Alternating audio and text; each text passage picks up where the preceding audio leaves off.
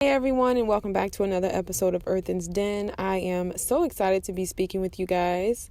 I've kind of been on a little trip here, so I haven't been posting the podcast episodes every day, which I did mention how that was kind of like a test run thing to kind of see, to find the footing. And so with season 1 concluding, and I'm going to do a season finale episode, so I'm going to be covering some really good things. But in this episode today, I want to talk to you guys very briefly about why it is so important to never do things for other people. Because first and foremost, people will always lead you astray. People will lead you astray in regards to your heart desires because they do not know your heart. They do not know your vision.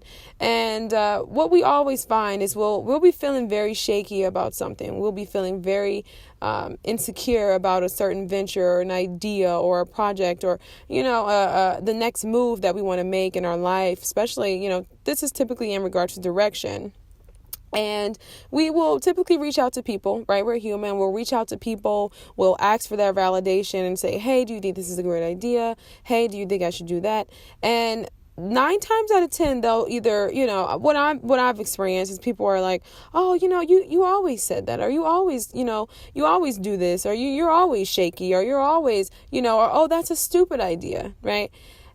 But when we go our own path and we make our own decision, and it works and we're doing well and we're happy and, it's joyous and it's everything that we wanted. They're like, oh, yeah, I tell you, I knew you could do it. You see what I mean? So people change. People change, like the seasons change. There's nothing wrong with it. I changed a lot, but overall, that's the main reason why you don't want to do that.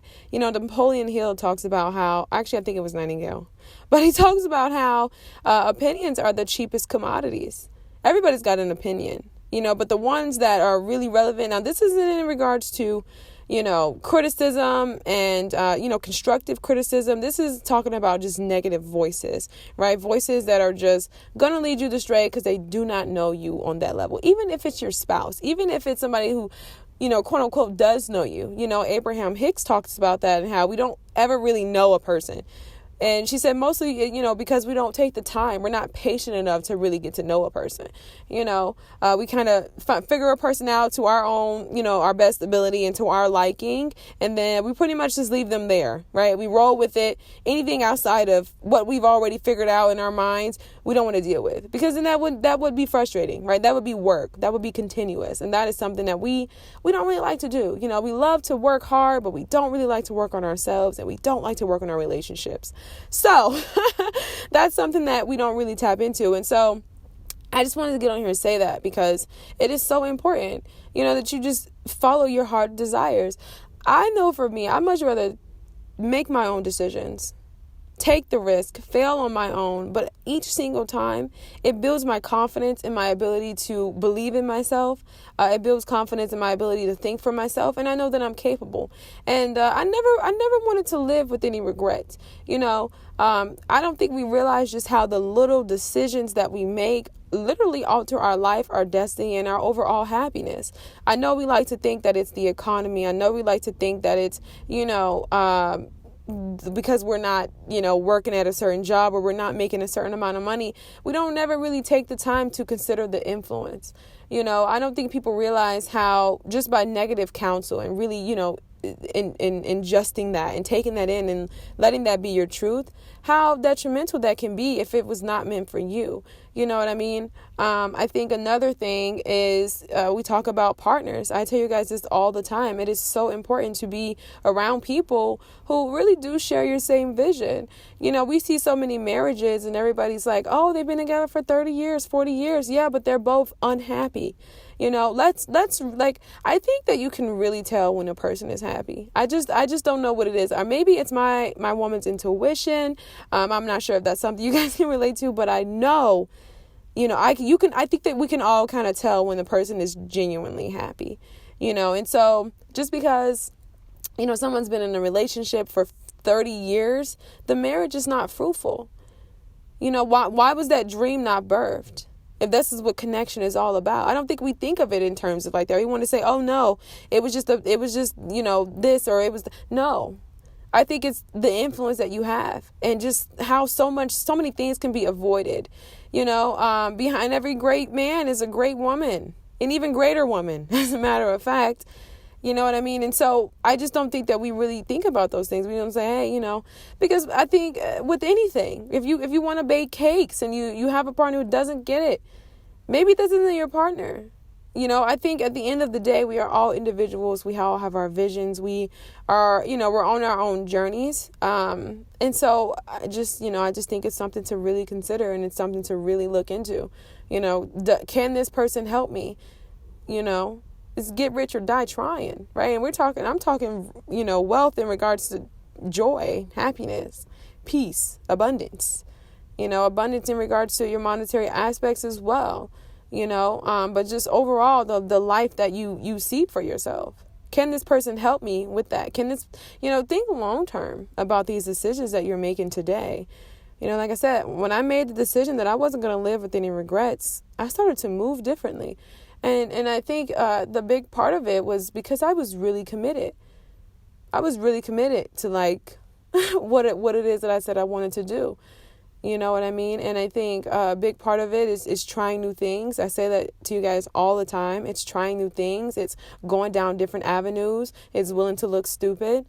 I listen to some of my podcast episodes, you guys, and I cringe. I really do. I know it's like, oh man, no. It's within all of us. You know what I mean? And so you just, you make the decision to say, hey, if I'm going to put something out in the world, I want it to be something I'm proud of, within 5 years. I don't want to, ever enter really into a platform where I'm embarrassed about something that I said, even though I know that's just, that's going to come with life and age and experience, right? Your insights are going to change.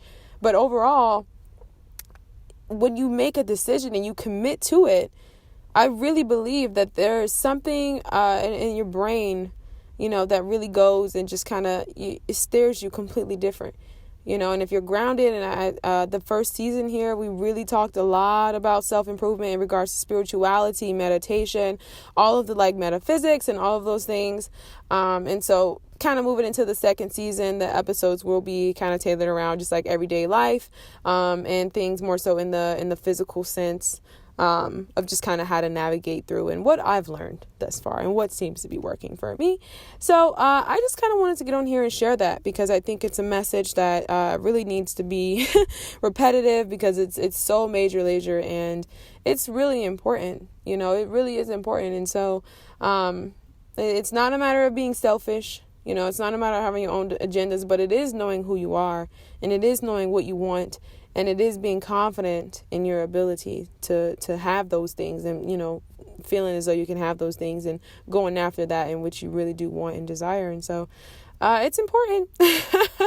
It's definitely important. And hey, I always say, I was listening to Jerry Flowers and he talked about how, come December 31st, if whoever is around you, you guys are in a good space, good terms, that's a real one, right? Because this year has been such an eye-opening year.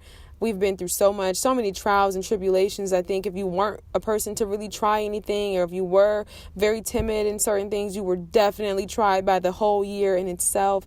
It's definitely been a lot, but most importantly, it's been a revelation, and it's been beautiful because of all that has been revealed.